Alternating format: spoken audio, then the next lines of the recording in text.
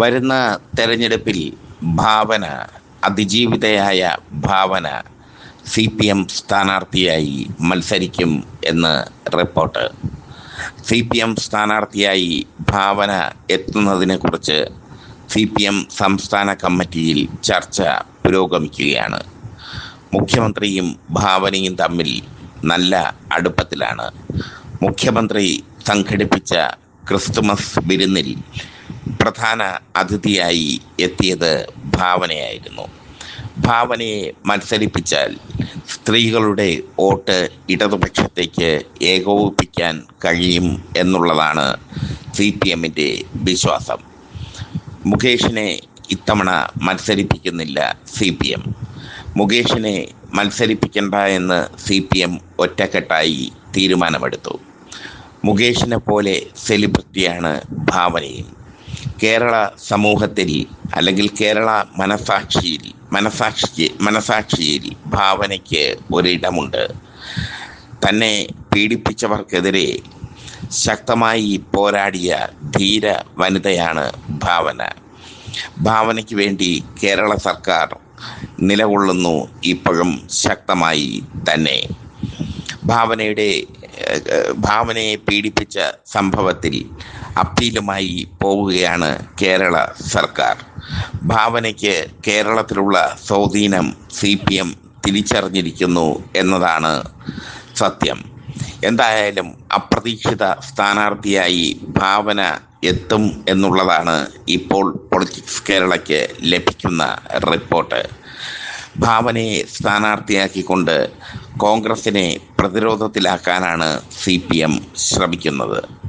ഇനി കാര്യങ്ങളെല്ലാം തീരുമാനിക്കേണ്ടത് ഭാവനയാണ്.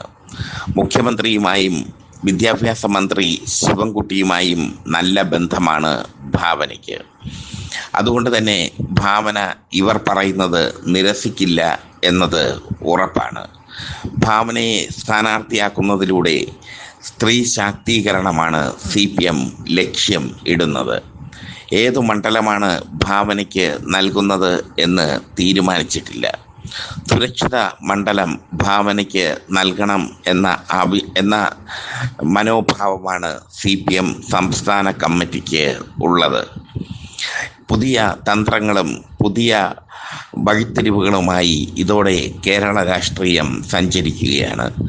സെലിബ്രിറ്റികളെ മത്സരിപ്പിക്കാൻ കോൺഗ്രസും തീരുമാനിച്ചു കഴിഞ്ഞു. അതനുസരിച്ച് കോൺഗ്രസ് അനുഭാവിയായ രമേശ് പിഷാരടി തൃപ്പൂണിത്തുറയിൽ നിന്ന് മത്സരിക്കും. തൃപ്പൂണിത്തുറയിൽ രമേശ് പിഷാരടിയും M സ്വരാജും തമ്മിലുള്ള മത്സരമാകും നടക്കുക. കോൺഗ്രസിനെ പ്രതിരോധത്തിലാക്കാൻ ഭാവനയെ സ്ഥാനാർത്ഥിയാക്കുന്നതിലൂടെ CPMന് സാധിക്കും. ഭാവനയ്ക്ക് വേണ്ടി സർക്കാർ അപ്പീൽ പോയതും ഭാവനയ്ക്ക് വേണ്ടി സർക്കാർ അനുകൂല മനോഭാവം കേസിൽ സ്വീകരിച്ചതും ഒക്കെ ശ്രദ്ധേയമാണ്. മുഖ്യമന്ത്രി പിണറായി വിജയനും ഭാവനയും തമ്മിലുള്ള അടുപ്പവും ശ്രദ്ധേയമാണ്. ഈ സാഹചര്യത്തിൽ മുഖ്യമന്ത്രി പറഞ്ഞു കഴിഞ്ഞാൽ ഒഴിഞ്ഞു മാറാൻ ഭാവനയ്ക്ക് കഴിയില്ല. ഭാവനയെ സ്ഥാനാർത്ഥിയാക്കുന്നതിലൂടെ കോൺഗ്രസിന് അപ്രതീക്ഷിതമായ ഒരു പ്രഹരം നൽകുകയാണ് CPM.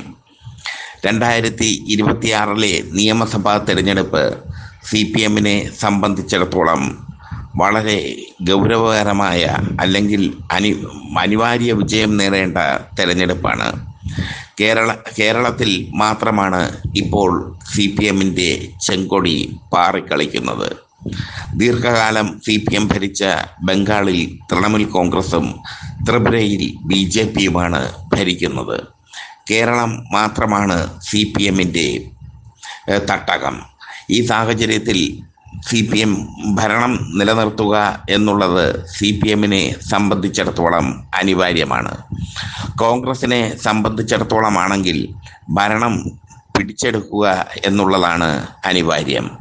കാരണം കേരളത്തിൽ കോൺഗ്രസ് ഭരണത്തിൽ വന്നില്ലെങ്കിൽ അതവർക്ക് വലിയ ക്ഷീണമായി മാറും.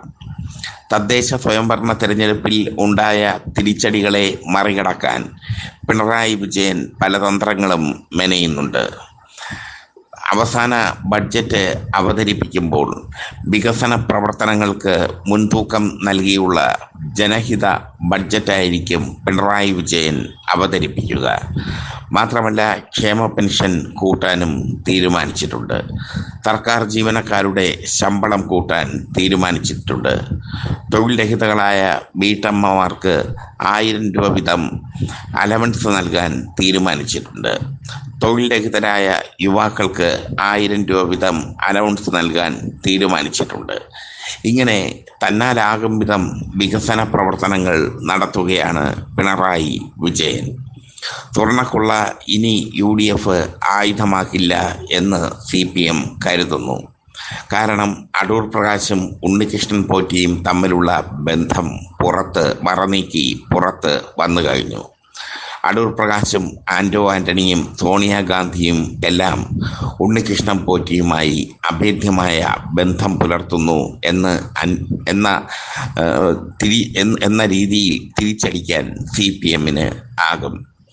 ബെല്ലാരി ഗോവർദ്ധനൻ അടക്കമുള്ളവരുമായി അടൂർ പ്രകാശിന് ബന്ധമുണ്ടെന്നുള്ള പങ്കജ് ഭണ്ഡാരിയും ബെല്ലാരി ഗോവർദ്ധനും അടക്കമുള്ളവരുമായി അടൂർ പ്രകാശിന് ബന്ധമുണ്ടെന്ന് വ്യക്തമാക്കുന്ന ഫോട്ടോകൾ CPM MP John Brittas പുറത്തുവിട്ടിരുന്നു.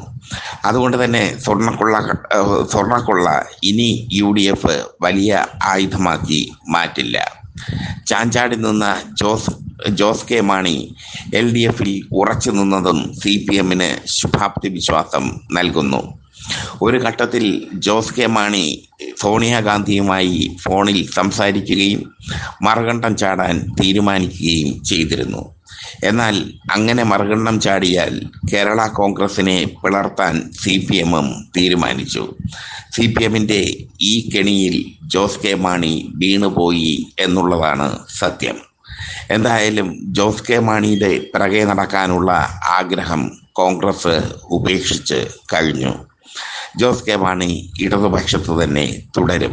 Roshy Augustine തൻ്റെ ഫേസ്ബുക്ക് പോസ്റ്റിൽ ഇട്ടിരുന്നു. അതിനർത്ഥം ജോസ് കെ മാണി ഇടതുപക്ഷത്ത് തുടരും എന്നാണ്. ജോസ് കെ മാണി തന്നെ ഇടതുപക്ഷത്ത് തുടരുമെന്നും മറ്റ് വാർത്തകളെല്ലാം കൽപ്പിതമായ വാർത്തകളാണെന്നും പറഞ്ഞു കഴിഞ്ഞു. എന്തായാലും ഇടതുപക്ഷം CPM വളരെ കരുതലോടെ തന്നെയാണ് തെരഞ്ഞെടുപ്പിനെ നേരിടാൻ ഒരുങ്ങുന്നത്. അതിൻ്റെ ഏറ്റവും വലിയ ഉദാഹരണമാണ് ഭാവനയെ സ്ഥാനാർത്ഥിയാക്കാൻ ഇടതുപക്ഷം തീരുമാനിച്ചത്. ഭാവനയ്ക്ക് സുരക്ഷിത മണ്ഡലം നൽകാമെന്ന വാഗ്ദാനവും ഇടതുപക്ഷം നൽകുന്നുണ്ട്. ഭാവനയെ സ്റ്റാർ ക്യാമ്പയിനറായി മാറ്റാനാണ് ഇടതുപക്ഷം ശ്രമിക്കുന്നത്. എന്തായാലും പിണറായി വിജയൻ തന്ത്രങ്ങൾ മെനയുകയാണ് അണിയറയിൽ. ഇനി ഭാവനയാണ് തീരുമാനിക്കേണ്ടത്, മത്സരിക്കണോ വേണ്ടയോ എന്ന്.